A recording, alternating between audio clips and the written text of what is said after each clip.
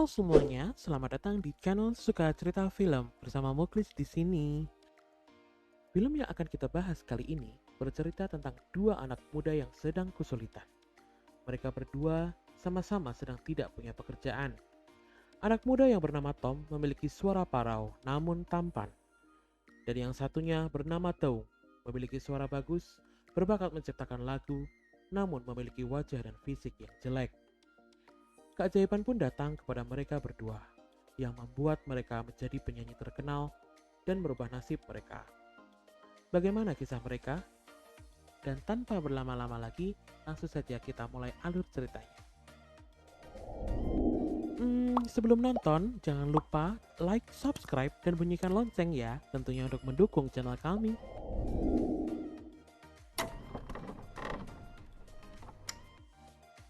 Di awal adegan ini, kita diperlihatkan anak muda yang bernama Tom yang memiliki wajah tampan dan perawakan yang bagus, sedang berjalan dengan semangat menuju audisi dancer. Saat sampai di tempat audisi, dia menunjukkan kebolehannya, tetapi dia gagal karena telah membuat juri marah. Hal itu disebabkan saat dia menari, sepatunya tidak sengaja terlepas dan mengenai muka juri.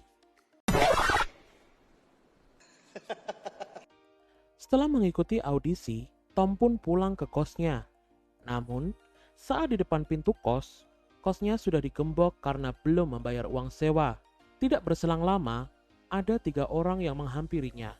Sambil bernyanyi ala rapper, 3 orang itu menagih hutang warung Tom.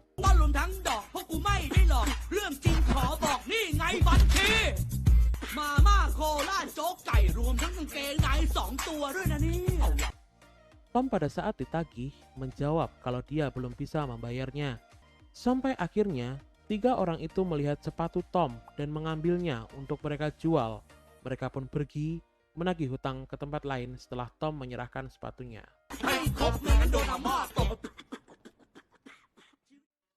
Di tempat lain, Tong yang sedang bekerja sebagai call center, dia mendapatkan sebuah telepon dari customer yang sedang bertanya untuk mengganti lagu nada tunggunya. Tong pun menawarkan lagu yang dia buat untuk dipakai customer. Dia akhirnya memutarkan lagu itu untuk didengar. Hal itu membuat seisi kantor diajak Tong untuk ikut bernyanyi. Namun, saat dia masih bernyanyi secara tidak sengaja dia menabrak bosnya yang membuat dia akhirnya dipecat.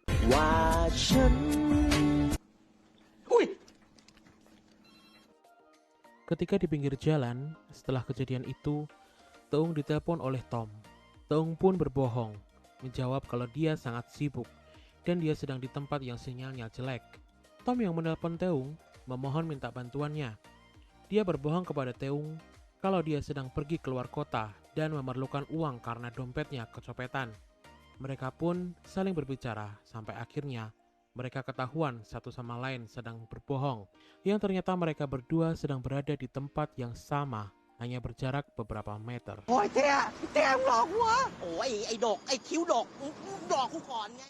Mereka berdua yang sedang pusing, akhirnya pergi ke tempat temannya yang memiliki tempat hiburan. Mereka curhat dan meminta saran kepada temannya itu. Saat seorang pelayan wanita mendekat, pelayan itu terpesona dengan wajah Tom dan menawarkan diri untuk meracik minuman untuknya.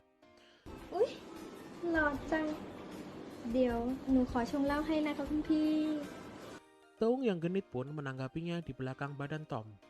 Teung merayu pelayan wanita itu, sampai akhirnya ketahuan kalau Teung yang berbicara dan membuat pelayan itu kesal dan pergi. หนูก็ใจสั่นเหมือนกันล่ะค่ะพี่ Apa yang dilakukan mereka berdua mengingatkan temannya kejadian di masa lalu yang dilakukan Teung dan Tom. Saat mereka berdua melakukan konser lip sync, Tom yang berada di panggung karena wajahnya yang tampan dan Teung bernyanyi di belakang karena suaranya yang bagus. Hal itu sukses membuat mereka mendapatkan banyak permen dan makanan di waktu kecil. Temannya pun berpendapat jika mereka bekerja sama akan terjadi sebuah keajaiban. Temannya menambahi kalau mereka harus mencoba menjadi gigolo. Teung yang merayu janda kaya melalui telepon dan Tom yang menemui janda itu saat bertemu. Dia pun mengaku pernah melakukannya untuk menggeruk kekayaan seorang janda, namun mereka tidak mau melakukan itu.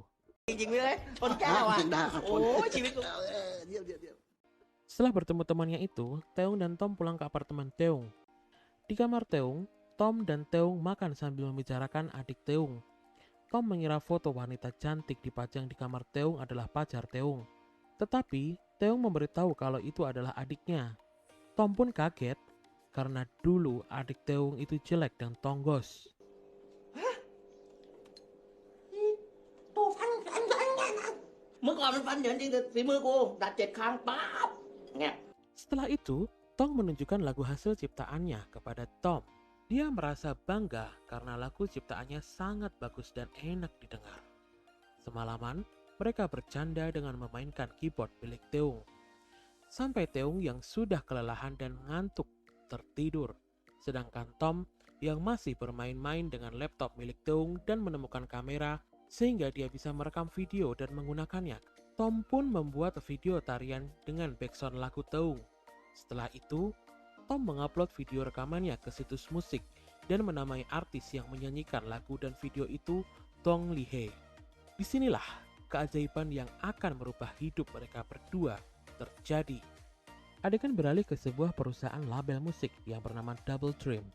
Waktu itu Nyonya Ngek, pemilik label musik itu, sedang melihat berita seorang penyanyi yang bernama Lucy. Di situ Lucy mengatakan kepada wartawan kalau kontraknya dengan label musik Double Dream akan berakhir dan dipindah ke label musik lain karena perusahaan Double Dream sedang bangkrut.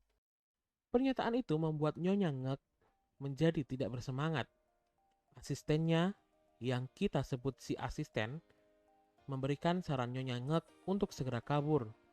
Karena berita yang sudah tersebar luas itu akan membuat para penagih hutang mencarinya. Ngek yang mendengar itu pun dengan cepat berkemas dan ingin kabur.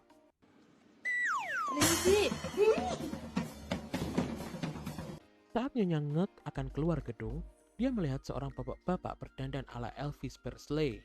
Bapak-bapak itu adalah teman Nyonya Ngek yang meminjamkan uang kepadanya untuk usaha label musiknya.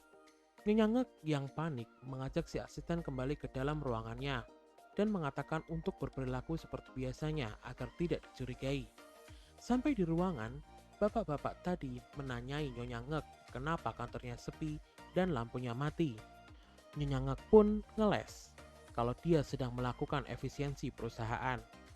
Pembicaraan pun beralih. Bapak-bapak itu bercerita kalau anaknya sudah 3 bulan tidak mau berbicara kepadanya.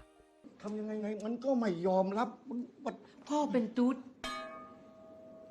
เป็นแต๋ว Dia ingin Nyonya Ngek merawat dan mengajarinya sebagai karyawan di situ. Dia pun rela memberikan upah kepada Nyonya Ngek.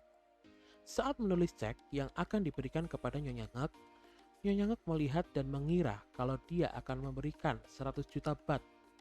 Tapi, bapak-bapak tadi ternyata menulis 1 juta baht yang kalau dirupiahkan setara 400 jutaan. Berhubung Nyonya Ngek membutuhkan uang, dia langsung menerima cek itu.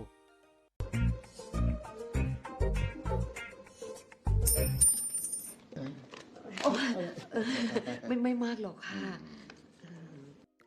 Di waktu yang sama, Tom datang ke perusahaan Double Dream untuk menyerahkan demo yang dia buat. Dia kaget saat masuk melihat seorang wanita, anak dari bapak-bapak tadi. Kita sebut namanya cewek emo. Dia pun duduk dan menunggu di dekat cewek emo itu. Dia pun mencoba mengajaknya ngobrol, namun cewek itu tidak merespon karena sedang mendengarkan musik dengan headset. ตอนนี้ผมเอาแผ่นเพลงมา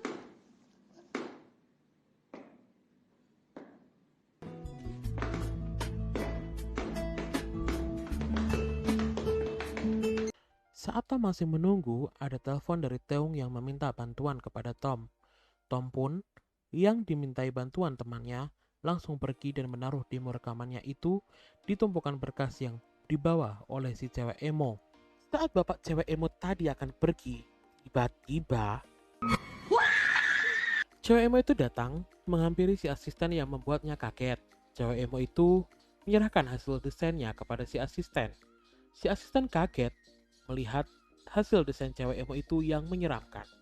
Namun karena Nyonya Ngek yang sudah diberikan uang 1 juta baht oleh bapaknya, memuji karyanya di depan bapak cewek emo itu. Setelah bapak cewek emo itu pergi, Nyonya Ngek dan asistennya didatangi wartawan dan menanyai isu kebangkrutan perusahaan Double Dream. Nyonya Ngek menepis isu itu dan berita itu. Dia mencari suatu alasan dan bukti kalau mereka sedang mengerjakan proyek musik yang baru. Tanpa berpikir panjang, dia menyuruh asistennya memainkan demo record milik Tom yang tidak sengaja dibawa oleh asistennya di tumpukan berkas milik si cewek emo itu. Mereka pun mendengarkan demo lagu itu sebentar, dan itu membuat wartawan itu pergi dengan keadaan jengkel karena dia tidak mendapatkan bukti kalau perusahaan itu bangkrut. เยปึ๊ดนี่โกรธอะไรนักหนาเนี่ย Setelah wartawan itu pergi, Nyonya Ngek bertanya kepada asistennya, dari mana lagu itu berasal? Karena menurutnya lagu itu terdengar bagus. Si asisten yang tidak tahu menjawab kalau dia menemukan itu dari tumpukan dokumen si cewek emo yang kita ketahui namanya sekarang adalah Ghost. Esoknya terlihat Taung dan Tom sedang bekerja menempel poster dan ditelepon oleh si asisten. Si asisten memberitahu kalau perusahaan Double Dream berminat untuk mengontraknya untuk menjadi penyanyi.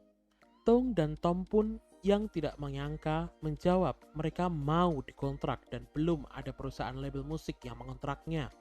Tom pun memberitahu kepada Taung untuk meminta uang DP kontrak sebesar 100.000 baht atau setara dengan 40 juta rupiah. Tapi Taung yang serakah malah meminta 200.000 baht, meminta ditransfer segera ke rekeningnya. Dan Taung pun menambahi kalau mereka tidak segera menerimanya, di telepon selanjutnya akan naik menjadi 100.000 baht. Itu membuat asisten berpikir dan kaget. อ๋อมันหำครับมัดจำครับ อ๋อ มัดจำค่ะค่ะ 200,000ครับ มัดจำแอนสัญญานะครับตอนที่หลังที่400,000คิด500,000โอเคไหมไม่รู้ว่ากูเอาไว้ก่อนกูโลภ Setelah menyampaikan hasil obrolannya ke Nyonya Ngek pun setuju untuk memberikan DP 200.000 baht. Taung dan Tom pun yang menerima uangnya itu langsung menggunakannya. Keesokan harinya, Taung dan Tom bertemu dengan Nyonya Ngek beserta asistennya. Pertama kali bertemu Nyonya Ngek menyangka Tom adalah penyanyinya dan Taung adalah yang menciptakan lagunya. Nyonya Ngek sangat senang dan ingin segera menjalankan kerja sama kontraknya. Sampai akhirnya Nyonya Ngek terkejut mengetahui kalau Tom bukanlah penyanyi dan memiliki suara yang jelek, sedangkan Taung yang bersuara bagus namun wajah dan perawakannya yang jelek. แล้วนายล่ะ ผมจะต้องครับ ผมเต้นอย่างเดียวครับ Tom dan Taung mengakui kalau mereka melakukan lip sync di demo yang mereka buat. Hal itu membuat Nyonya Ngek menanyakan uang yang sudah mereka DP ke Taung dan Tom. Tapi, uang yang sudah diberikan Nyonya Ngek tinggal 10.000 baht. Hal itu membuat Nyonya Ngek stres dan mengeluarkan pistol. Dia pun menanyakan sisa uang 8.000 baht kepada asistennya. Tetapi, uang itu pun sudah terpakai untuk membayar jasa studio dan promosi lagu milik Taung. Mendengar itu, Nyonya Ngek tambah stres dan ingin menghabisi orang-orang di sekitarnya. ฆ่าตัวตาย ฉันจะฆ่าพวกแกนั่นแหละ Di ruangan, Nyonya Ngek yang tahu kalau dia tidak punya harapan lagi, merasa stres. Saat lagu Taung tidak sengaja dimainkan, dia berteriak-teriak histeris. Sampai akhirnya, dia mengetahui dari Kiaos kalau lagu Taung sangat populer di internet. Dia pun berpikir untuk memanggil Taung dan Tom kembali keesokan harinya untuk membuat kesepakatan. Keesokannya, saat Taung dan Tom datang, Nyonya Ngek membuat kesepakatan dengan mereka. Nyonya Ngek memberikan pilihan jika mereka mau bekerja sama dengan melakukan lip sync, Nyonya Ngek akan merilis lagu Taung dan mempromosikannya secara besar-besaran. Namun, jika mereka tidak mau, mereka akan dipenjarakan karena sudah membohonginya. Awalnya, mereka tidak setuju, namun mau tidak mau menyetujui itu karena ancaman akan dipenjarakan. ไปบอกกับตำรวจดีมะ โอเค ถ้าเราเอาด้วยก็ต้องดูว่าข้อเสนอโดนใจแค่ไหน Namun saat membahas bagi hasil, mereka berdebat kembali. Nyonya Ngek mengancam mereka kembali jika tidak mau dengan bagi hasil yang dia buat akan memenjarakan mereka. Hal itu membuat Taung dan Tom pun mau tidak mau menyetujuinya lagi. Dan akhirnya mereka sepakat. 70 30 นี่70ไม่ทำไม่ต้องยอม ทุบ สิบกว่า30สิเต้ เอ้า เฮ้ย ไอ้แหบมึงเถียงก่อนกูเนี่ย